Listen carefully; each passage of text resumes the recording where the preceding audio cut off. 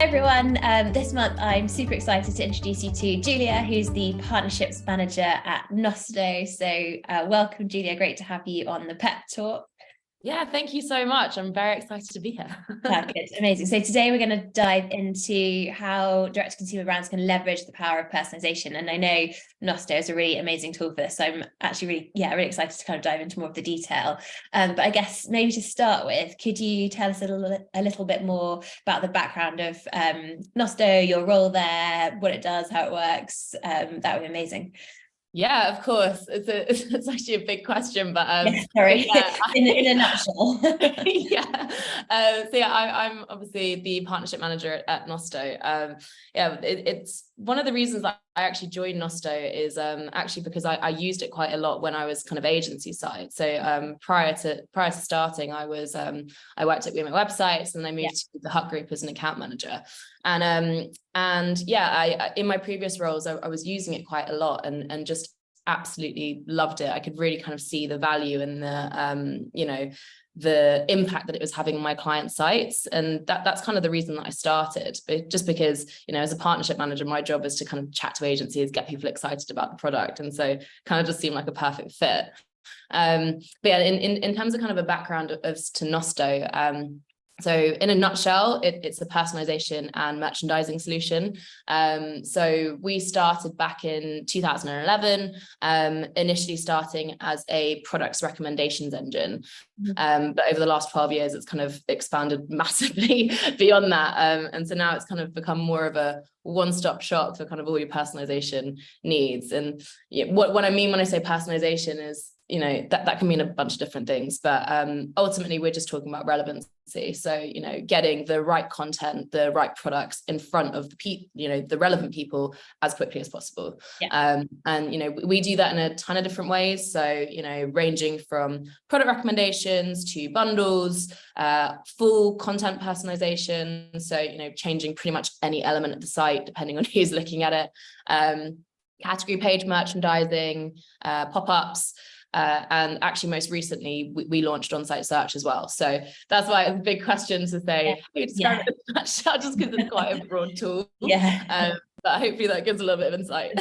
Yeah, thank you. No, that's helpful. And actually maybe my second question, we can go into some of those elements in more detail, but I was keen to kind of dive into how sort of direct consumer customers can create or how brands, I should say, can create shopping experiences today that win their customers sort of for life. So I know you touched on the personalization element. Are there kind of key tools within Nosto's toolbox that are kind of the best for that kind of creating that longevity and that customer retention piece? Or any sort of thoughts around that side of things would be super interesting to go into in a bit more detail. Yeah, for sure. I think the kind of real power of Nosto with regards to kind of creating that longevity is mainly just the kind of like data and analytics aspect that you kind of get on understanding who your customers are and how they browse the site.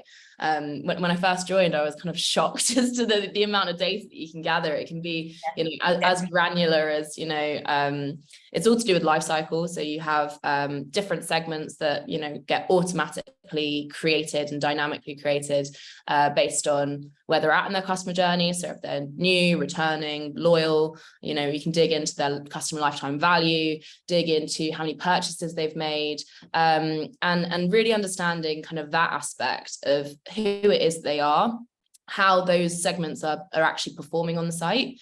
And drilling into that will basically allow you to kind of create on-site experiences that are tailored to those people. Beyond just the life cycle aspect, you also have things from like how it is they're behaving on site. So, what it is they're interacting with, what products they're engaging with. Do they have a particular affinity for, a particular category or particular variant of that product? And, really understanding who your customers are basically then allows you to really tailor the experiences beyond that. So, in terms of the specific Nosto modules that enable you to kind of create that, create kind of that longevity, I think it's kind of using everything in conjunction. I mean, not all customers and not all brands will need the full suite of Nosto products, but it's really about understanding who your customers are, where perhaps they're dropping off, in order to figure out what module will probably best fit their needs.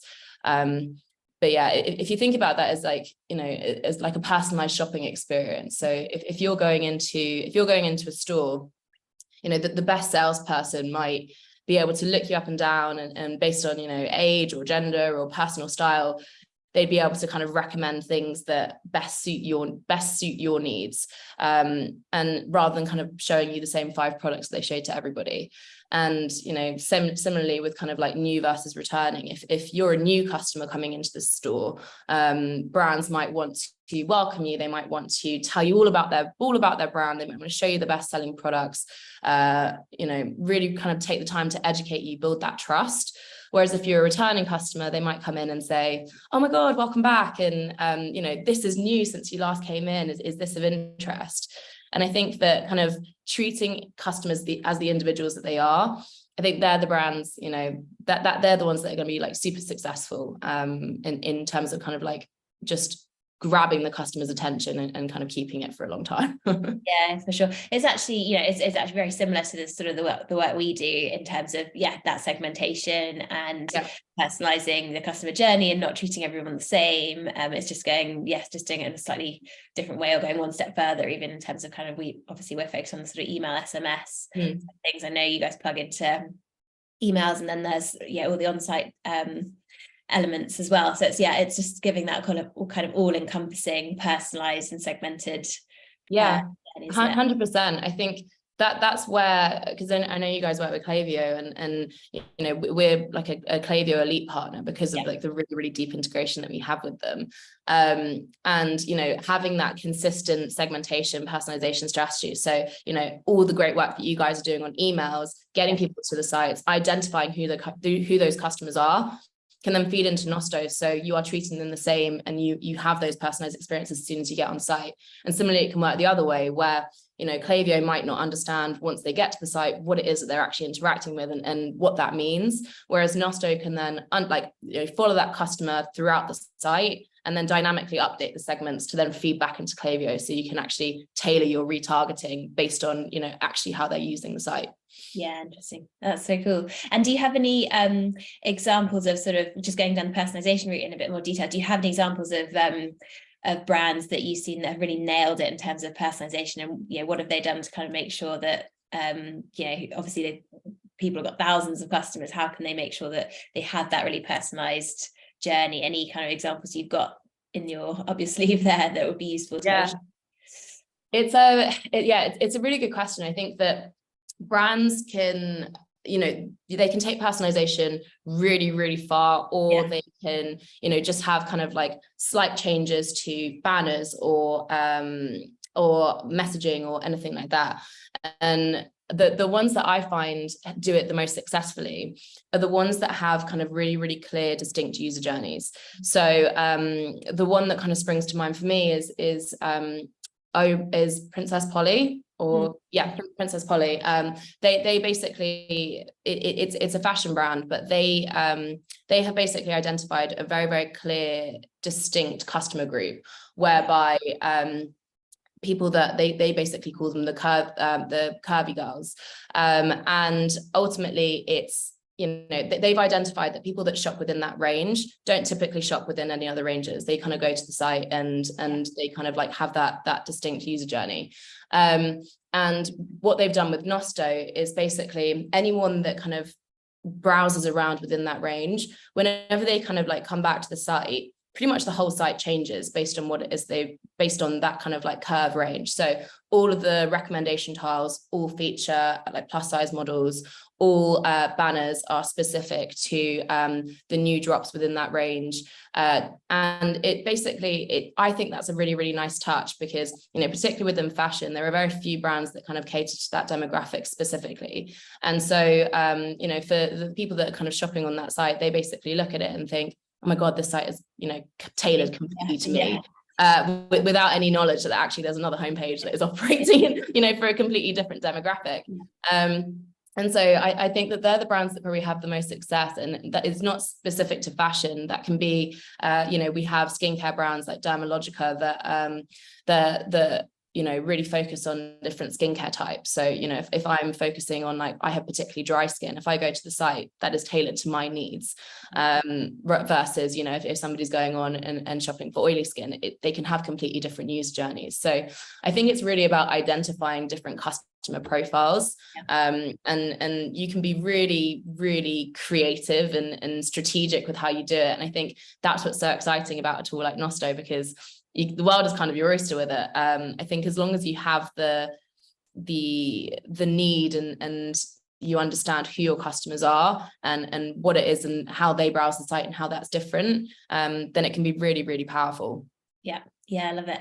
I'm going to throw a bit of a curveball in here, but what, if someone was, or a brand was starting out on their kind of personalization, segmentation journey, what 3 tips would you have for them, or 2 to 3 tips, if 3 is too many, for them to kind of get started with their personalization and to kind of go, to try and emulate some of that great stuff that, is it Pretty Polly you mentioned? Polly something. Yeah, it's Princess Polly. Princess Polly, sorry, that they've obviously seen a lot of success with. How would you sort of suggest they go about starting that journey? Yeah, I think the first thing is really just doing like the data analysis, just because you can create a ton of different experiences, but it doesn't necessarily mean that they'll work. I think it's the ones that actually have like that very, very clear need, and I think that's where it can be really powerful. So I think my first tip is to really take the time to understand the customer base. Nosto makes that super easy. So we have like a whole host of like data and analytics, and like it's a really, really comprehensive suite of data that you can get, where you can really drill down into, but going back to like customer lifetime cycle, for example, you can drill into every segment. So if they're, for how well is the prospect section of your site performing? What pages are they dropping off at? Versus how are loyal customers performing? Are they engaging with the loyalty program? And I think really taking the time to understand who your customers are, that's the first step of any personalization.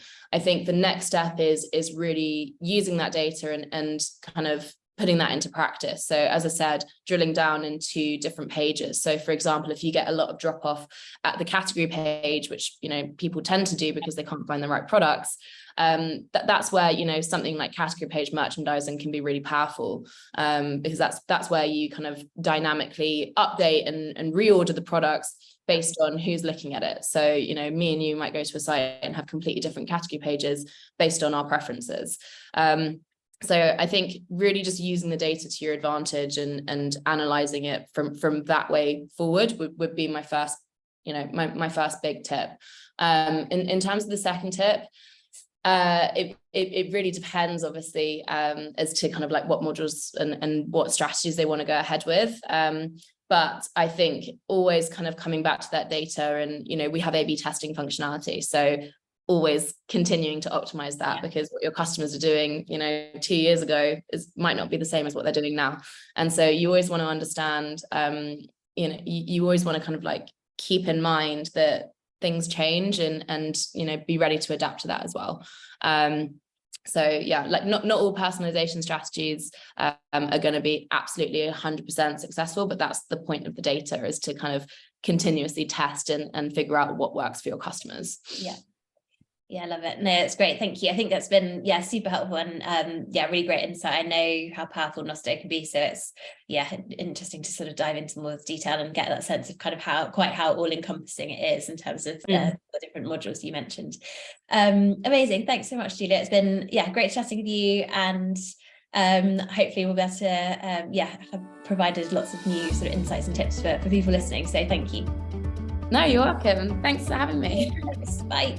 Bye.